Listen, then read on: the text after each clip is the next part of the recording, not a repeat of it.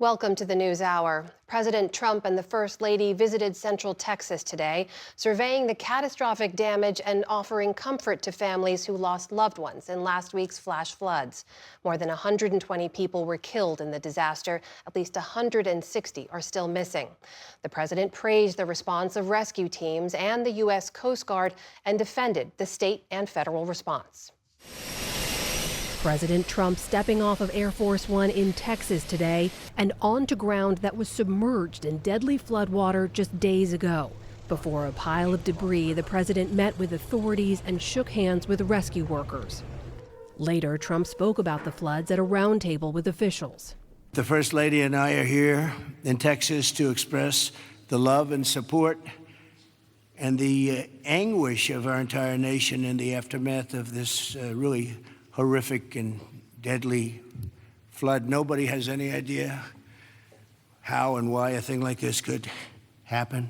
First Lady Melania Trump also expressed her condolences after meeting with victims' families. Deepest sympathy from all of us, to the community, to everybody who lost a loved one. We are grieving with you. Our nation is grieving with you.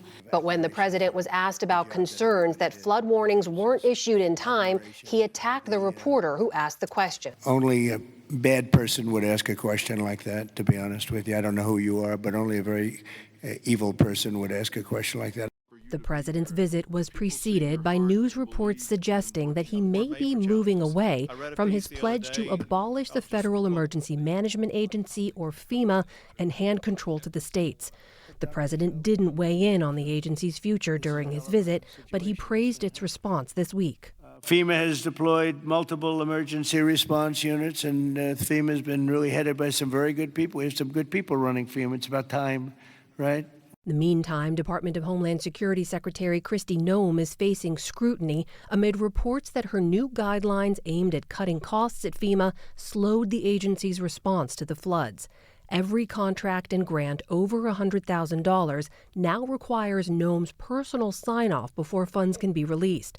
CNN's report cites sources inside the agency that say Noem didn't authorize FEMA's deployment of urban search and rescue teams until Monday, more than 72 hours after the flooding began.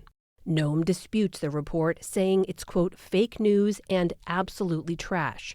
Thank you. Before the president departed, he promised to speed aid to the region in the days ahead, as a community mourns those they lost and continues to search for the missing.